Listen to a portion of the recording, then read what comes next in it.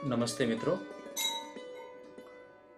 हिंदी अध्ययन मंडल स्वामी रामानंद तीर्थ मराठवाड़ा विश्वविद्यालय नांदेड़ की ओर से शैक्षिक वर्ष 2020-21 में बीए बीकॉम बीएससी के द्वितीय वर्ष के लिए सामान्य हिंदी अर्थात द्वितीय भाषा इस पाठ्यक्रम का पुनर्गठन किया गया है।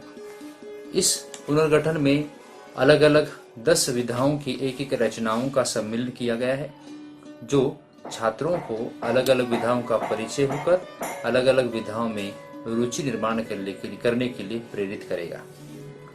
इस पाठ्यक्रम में कुल मिलाकर 10 रचनाओं का सम्मिलन है, जो हिंदी के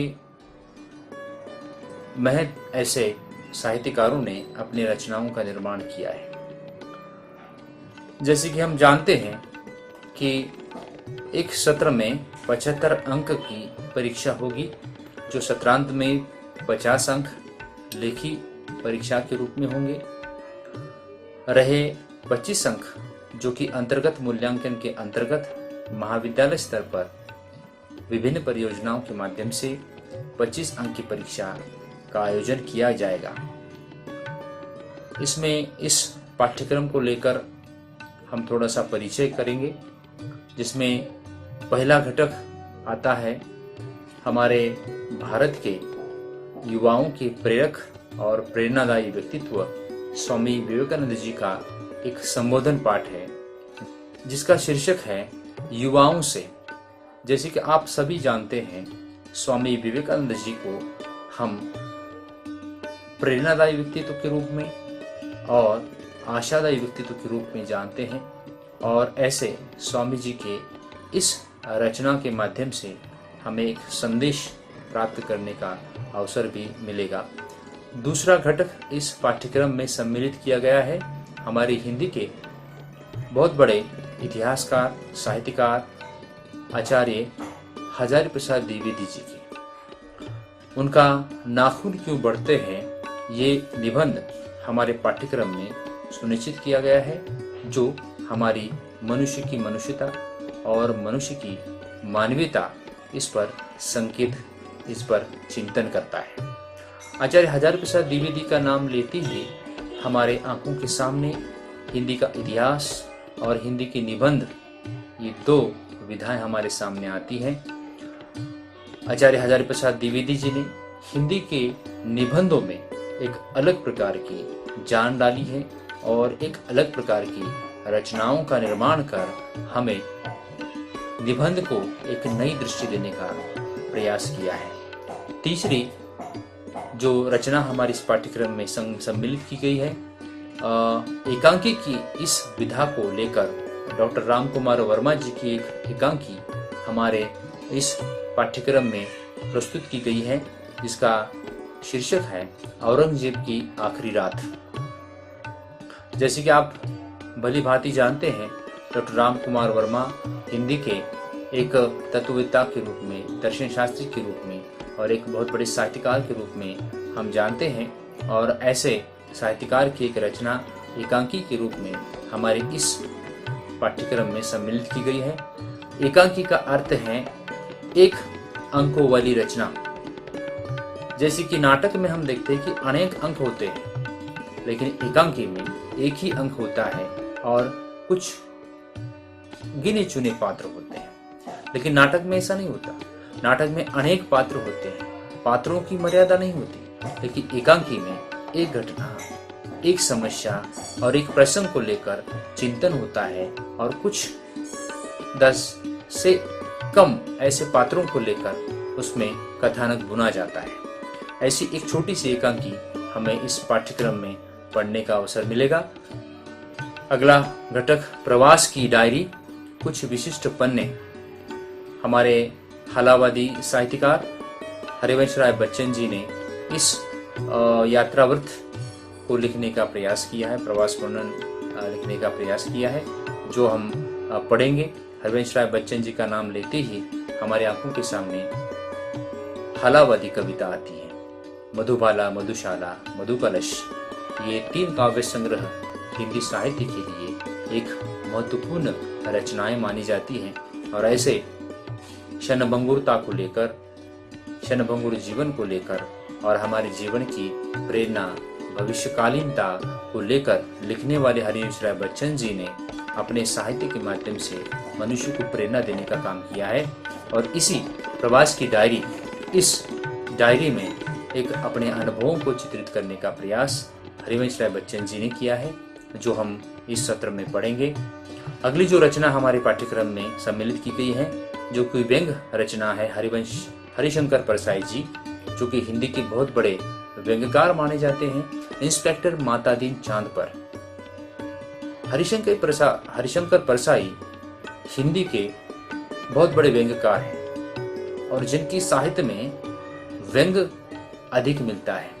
समाज में पनपने वाली कुरीतियां, परंपराएं और साथ ही साथ मनुष्य की अलग अलग प्रवृत्तियों को लेकर हरिशंकर परसाई के साहित्य में व्यंग निबंधों में चिंतन किया है और व्यंग्यात्मक दृष्टिकोण से टिप्पणियां की है। ऐसे ही महान ऐसे साहित्यकार हरिशंकर परसाई जी की एक रचना इंस्पेक्टर मातादीन चांद पर, इसको हम पढ़ेंगे। काशी के नाम एक पत्र विधा है। डॉक्टर नामवर सिंह हिंदी के बहुत बड़े समीक्षक के रूप में जाने जाते हैं और जिन्होंने समीक्षा इस विधा को एक नई दिशा दी, समीक्षात्मक लेखन को एक नई दिशा दी। ऐसे डॉक्टर नामवर सिंह जी की एक रचना काशी के नाम पत्र, इस विधा की रचना हम पढ़ेंगे। पत्र एक अलग प्रकार की विधा है। किसी व्यक्ति को संबोधित करते हुए इस रचना का निर्माण किया जाता है। अधिक तौर पर हम देखते हैं कि पत्र एक व्यक्ति दूसरे व्यक्ति को भेजता है, एक व्यक्ति दूसरे व्यक्ति को लिखता है, या एक व्यक्ति किसी संस्था और किसी कार्यालय को लिखता है। लेकिन साहित्यकार जब पत्र लिखता है तो वो पूरे समाज को लेकर, सामाजिक कुरीतियों को लेकर, सामाजिक संदर्भ को लेकर और समाज में घटने वाली घटनाओं को लेकर लिखता है। और ऐसा ही पत्र काशी के नाम, इस रचना को, पत्र विधा को हम पढ़ेंगे। अगली जो विधा है संस्मरण विधा है, जो कि एक थी राम रति, जो कि शिवानी नाम की एक लेखिका ने लिखी हुई एक रचना है। संस्मरण का अर्थ है हमारे भूतकाल में जो घटित घटनाएं हुई हैं और उस घटनाओं में आने वाले अलग अलग चरित्र, अलग अलग घटनाएं, अलग अलग प्रसंग के माध्यम से हमें कुछ संदेश देने का प्रयास लेखक लेखिका करती है। और ऐसा ही संस्मरण हमारे पाठ्यक्रम में सम्मिलित किया गया है। अगली जो रचना है, अगला जो लेखक है, सुधीश पचौरी जी की एक रचना लेख के रूप में हमारे सामने आई है, स्त्री जो महज त्वचा है। सुधीश पचौरी हिंदी साहित्य के आधुनिक लेखकों में से एक महत्वपूर्ण और शीर्षस्थ नाम है, और जो नाम महज समकालीन परिवेश को लेकर, महानगरीय जीवन को लेकर, महानगरीय मानवता को लेकर लिखने वाला ऐसा एक लेखक है जो हमारे सामने स्त्री की व्यथा को और स्त्री की संवेदना को लेकर हमारे सामने आता है। अगली जो रचना है वीरंगना, जो कि कनकलता बरुआ, वीरंगना कनकलता बरुआ नाम की एक रचना है, जो कि एक जीवनी का अंश है, जिसकी लेखिका है निशा नंदिनी भारतीय, जिनके नाम में ही भारतीय यह शब्द बसा हुआ है। अब जीवनी का अर्थ क्या है, ये विधा किस प्रकार की है, इसका तो हम विश्लेषण करेंगे ही, लेकिन जीवनी का अर्थ है किसी के जीवन के संदर्भ में किसी एक व्यक्ति ने, किसी दूसरे व्यक्ति ने कुछ लिखा हो, उसे जीवनी कहा जाता है। और ऐसी ही एक जीवनी वीरांगना कनकलता बरुआ नाम की एक जीवनी लेकर हमारे सामने आई है निशा नंदिनी भारतीय, जिसको हम पढ़ेंगे। आखिरी जो एक रचना है जो कि विज्ञान को लेकर लिखी है डॉक्टर रामनाथन जी ने, जिसका शीर्षक है रसायन और हमारा पर्यावरण। मित्रों, हम देखते हैं कि समकालीन परिवेश में पर्यावरण को लेकर चिंतन हो रहा है। पर्यावरण जैसे प्रमुख घटक को लेकर जो मनुष्य के और साथ ही साथ पशु पक्षियों को, साथ ही साथ सजीवों को जीवित रहने के लिए महत्वपूर्ण घटक है। रसायन और हमारा पर्यावरण। आधुनिक युग में जैसे मनुष्य ने विकास के अलग अलग चरण छुए या शिखर पर हम पहुंच गए हैं, विकास के शिखर पर, लेकिन उसके कारण हमने बहुत सारे संदर्भों को खोया है प्राकृतिक रूप में से। ऐसे ही उसका कारण हमारे जीवन में आया हुआ रसायन है। जैसे कि हम कहते हैं कि पहले ज़माने में हमारे दादा परदादा जो कि अच्छा खाना खाते थे और उसका नतीजा उनकी उम्र पर, उनकी आयु पर हुआ करता था। आज हमारे जीवन में, रोज़मर्रा के जीवन में, रोज़मर्रा की ज़िंदगी में रसायन का प्रवेश हुआ है, जिसका मनुष्य के जीवन पर, पशुओं के जीवन पर, पर्यावरण पर किस प्रकार परिणाम हो रहा है, इसका चिंतन करने का प्रयास डॉक्टर रामनाथन जी ने इस रचना के माध्यम से किया है। मित्रों, एक 10 घटकों को लेकर, 10 रचनाओं को लेकर इस सत्र में हमें पढ़ना है, और जो कि अलग अलग विधाएं हैं। बहुत ही रोचक ऐसा पाठ्यक्रम इस सत्र में अध्ययन मंडल ने रखा है। जो 50 अंक की जो परीक्षा आपकी विश्वविद्यालय के द्वारा आयोजित की जाएगी, वो इस प्रकार होगी। पहले 4 प्रश्न 10-10 अंक के दीर्घोत्तरी प्रश्न होंगे, और आखिरी प्रश्न 10 अंक का जो टिप्पणी के रूप में होगा, जो 2 टिप्पणियाँ आएंगी, उसमें से हमें ऊपर की अ जो टिप्पणी होगी उसमें 2 पर्यायी टिप्पणी दी जाएगी, उसमें से 1 का उत्तर लिखना है।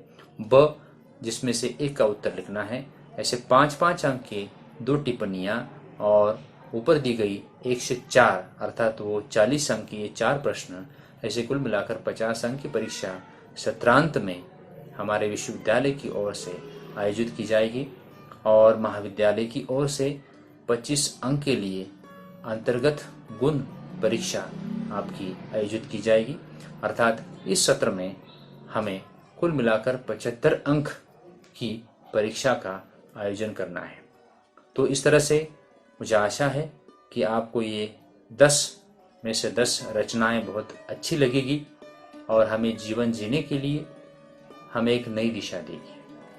और साहित्य का सही अर्थ यही होता है कि हमें जीवन जीने के लिए एक अलग दिशा मिले, सामाजिक जीवन के लिए, निजी जीवन के लिए हमें एक नई दिशा मिले। और इसी आशा के साथ मैं आपसे विदा लेता हूँ। नमस्ते।